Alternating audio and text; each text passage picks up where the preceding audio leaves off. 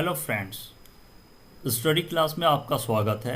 जैसा कि आईबीपीएस, ठीक है ना, आईबीपीएस क्लर्क एग्जामिनेशन 2020 आपका दिसंबर में आयोजित किया गया है आईबीपीएस के द्वारा।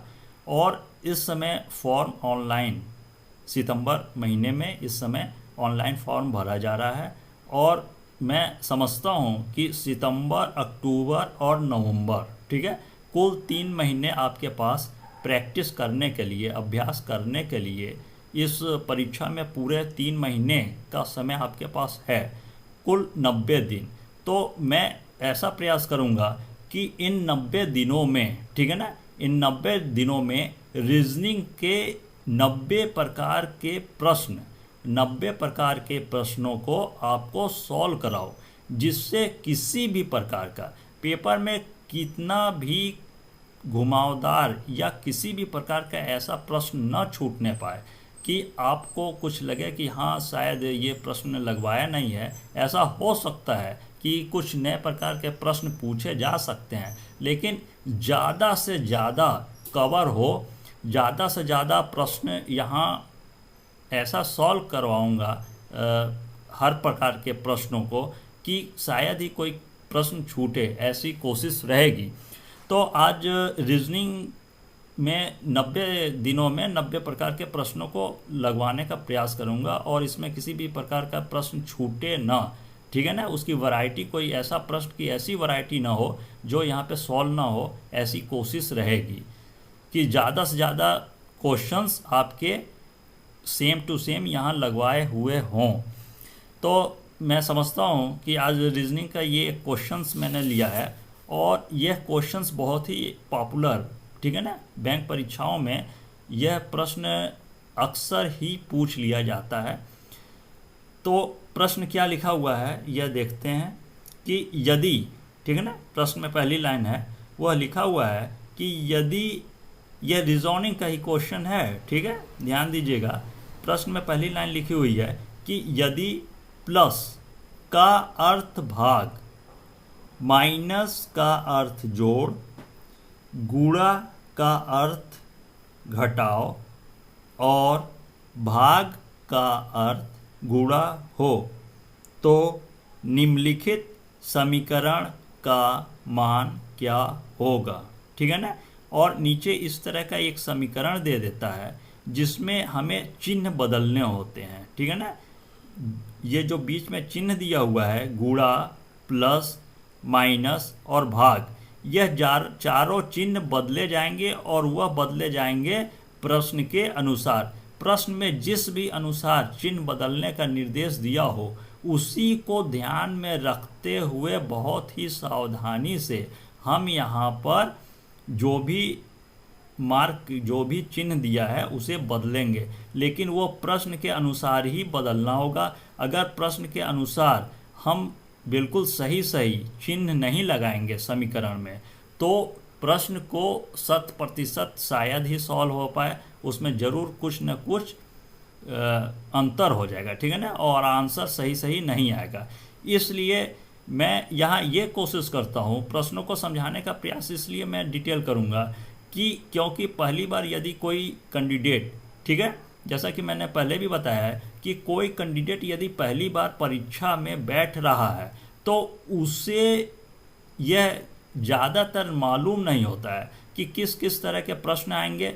तो उन्हें पहली बार प्रश्नों को देखकर अच्छे से अच्छे तरह से वो समझ सकें, जिससे कि वो पेपर में जब सॉल्व करें प्रश्न, तो वो ज़्यादा से ज़्यादा अपना अच्छा प्रदर्शन कर सकें और अधिक से अधिक मार्क हासिल कर सके, अधिक से अधिक अंक पा सके। इसलिए पहली बार बैठने वाले कैंडिडेट भी किसी प्रकार का उन्हें मुश्किल ना हो, इसलिए मैं डिटेल समझाऊंगा। वैसे इस तरह के प्रश्न जो हैं उन्हें आप आसानी से, ठीक है ना, आप आसानी से, यहाँ एक मैं ट्रिक बताऊंगा जिसकी सहायता से आप आसानी से 10 सेकंड या 15 सेकंड में हल कर सकते हैं। यदि आप इस प्रकार के प्रश्नों को हल करें, और यदि 10 सेकंड या 15 सेकंड से ज़्यादा 30 सेकंड का समय लगता है, तो जाहिर है कि उस 30 सेकंड में का अगर प्रश्न सॉल्व करने में लगे 30 सेकंड तो जाहिर है आपको कुछ न कुछ अधिक मेहनत करने की आवश्यकता है। अतः इस प्रकार का प्रश्न यदि मैं भी सॉल्व करूं तो वह मात्र 10 सेकंड या 15 सेकंड में सॉल्व कर सकता हूं, लेकिन यहाँ मुझे समझाना है आपको, इसलिए ऐसा है, सुनिश्चित ऐसा है कि 10 मिनट से 15 मिनट का समय लगे, जिससे कि पहली बार बैठने वाले भी कैंडिडेट इस प्रकार के प्रश्नों को ठीक ढंग से समझ सके, उन्हें किसी भी प्रकार का मुश्किल ना हो प्रश्नों को हल करते समय। ठीक है, इसीलिए मैं यहाँ पर डिटेल समझाऊंगा, अन्यथा इस प्रकार के प्रश्न सिर्फ 10 सेकंड या 15 सेकंड में आसानी से सॉल्व किए जा सकते हैं। और किस तरह से इसको जल्दी से जल्दी सॉल्व किया जाएगा इसकी मैं आपको ट्रिक बताऊंगा। ठीक है, आते हैं ट्रिक पर कि कौन सी ऐसी ट्रिक, ठीक है ना, कौन सी ऐसी ट्रिक इस्तेमाल की जाए कि यह प्रश्न 10 सेकंड या 15 सेकंड में हल हो जाए। तो मैं बताऊंगा कि प्रश्न में जो चिन्ह दिया है वो प्रश्न के अनुसार बदला जाएगा, उसमें कोई भी त्रुटि नहीं होनी चाहिए, अन्यथा उत्तर सही नहीं आएगा। ठीक है ना, 100% सही नहीं आएगा। यह आपका समीकरण, ठीक है ना, प्रश्न में यहाँ देखेंगे कि लिखा हुआ है समीकरण का मान, तो इस तरह का एक समीकरण बना के दे देता है और उसमें हमें ये चिन्ह चेंज करने होंगे, और किसके अनुसार, वह प्रश्न के अनुसार।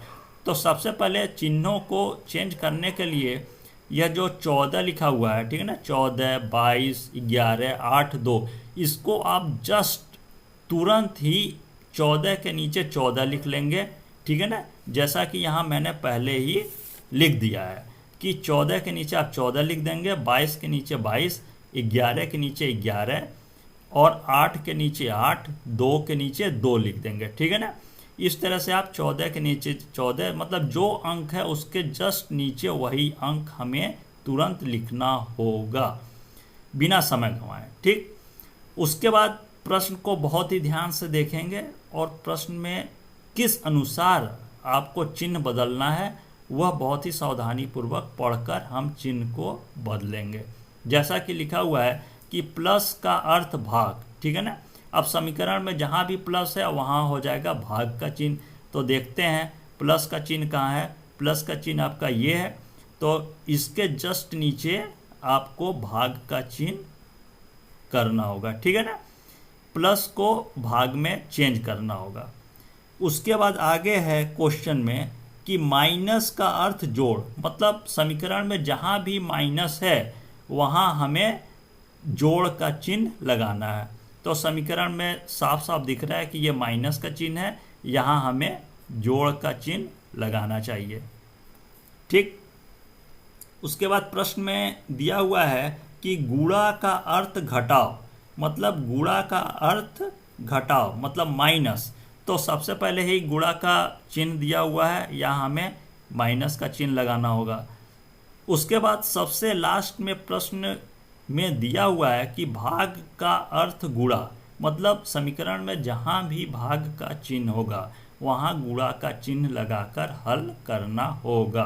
तो भाग का चिन्ह सबसे लास्ट में दिया हुआ है, यहाँ हमें गुणा का चिन्ह लगा देंगे। ठीक है, अब क्या है कि समीकरण जो चेंज हो गया है, ठीक है ना, जब सबसे पहले मैंने बताया कि तुरंत ही 14 के नीचे 14 लिख लेंगे, 22 के नीचे 22, 11 के नीचे 11, 8 के नीचे 8 और 2 के नीचे 2। ठीक है ना, प्रश्न को पहले प्रश्न को समीकरण को लिखा, उसके बाद उसके जस्ट नीचे अंकों को लिख लेंगे और प्रश्न के अनुसार जो चिन्ह चेंज हुआ है उसे सबसे बाद में चेंज करेंगे, जिससे किसी भी प्रकार की त्रुटि न हो। उसके बाद इस प्रश्न को सॉल्व करते हैं। यह बहुत ही सिंपल प्रश्न है। जैसे कि सबसे पहले इस तरह के प्रश्नों को आप जानते होंगे कि भाग के चिन्ह को गुणा में चेंज कर दिया जाता है। ठीक है ना, तो नीचे लिखेंगे 14 माइनस 22, भाग का चिन्ह आप जानते होंगे और मैं बता भी रहा हूँ कि भाग के चिन्ह को गुणे में चेंज हो जाता है, गुणा, और ये जो 11 होगा वो हो जाएगा आपका 1/11। ठीक है, 1/11। भाग का चिन्ह होगा गुणे में चेंज हमेशा, और जो आगे की संख्या हो जाती है वो बटा में हो जाती है, मतलब 11 है तो 1/11। इसके बाद प्लस है, ये आपका जो मल्टीप्लाई है, ठीक है ना, ये आप सॉल्व कर सकते हैं, लेकिन यहाँ थोड़ा सा यदि छोड़ भी दिया जाए तो 8 गुणे 2 इसको बाद में मल्टीप्लाई कर दिया जाएगा। अब यहाँ देखेंगे साफ साफ कि 11 से 22 कट जाएगा, 11 दूना 22, तो यहाँ सिंपल लिख लेते हैं 14, यहाँ कट रहा है तो मैं ऊपर पन्ने को कर दे रहा हूँ, ठीक है।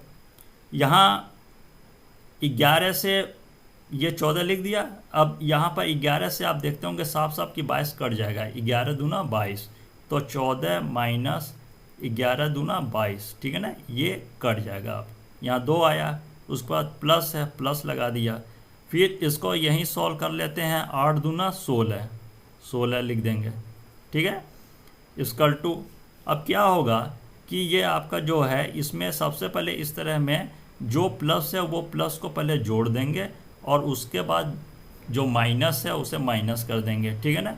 तो यहाँ पे मैं एक किनारे आपको सॉल्व करके भी दिखा देता हूँ ऊपर नीचे लिख के, जैसे कि 14 के आगे भी यहाँ प्लस माना जाता है, तो यह 14 और 16 सबसे पहले यहाँ 14 और 16, ठीक है ना, 14 और 16 को प्लस कर लेंगे, 6 4 10 का 0 हो गया, 1 2 और 1 कैरी हो गया 3, ठीक है ना। और इसमें आपको 2 यहाँ है -2, तो यहाँ पर आप 2 को माइनस कर लेंगे, यहाँ आएगा आपका 10, 1 कैरी हो जाएगा, 10 में से 2 माइनस कर देंगे, 8 हो गया, यहाँ आपका शेष बचा 2, ठीक है, 1 कैरी किया, 10, 10 में से 2 माइनस कर देंगे 8, यहाँ आपका 2 बचा 28, तो इसकल टू यहाँ जो है आपका वो 28, ये आपका होगा आंसर, ठीक है। तो यहाँ मैंने विशेष रूप से बताया कि समीकरण का मान, ठीक है ना, तो ये समीकरण आप दे दिया जाता है प्रश्न में, इन प्रश्नों में समीकरण का बस चिन्ह बदलना होता है, लेकिन ये चिन्ह जो गुणे का निशान माइनस में हो गया है, प्लस का निशान भाग में चला गया है, माइनस का प्लस में हो गया है और भाग का गुणा, तो प्रश्न में जो भी चिन्ह बदलने का दिया जाए वो बहुत ही सावधानी से यदि बदलकर इस प्रकार के प्रश्नों को सॉल्व करेंगे और कोशिश करेंगे बहुत ध्यान से सॉल्व करने की, तो निश्चित रूप से किसी भी प्रकार की त्रुटि इस प्रकार के प्रश्नों को हल करने में नहीं होगी, और जो आंसर है, ठीक है ना, जो आपका आंसर है वो 100% सही ही आएगा, ठीक है। और मैं आज का क्लास यहीं क्लोज करता हूँ, और यदि आप इस चैनल पर पहली बार आए हैं तो प्लीज़ इस चैनल को सब्सक्राइब कीजिए। धन्यवाद।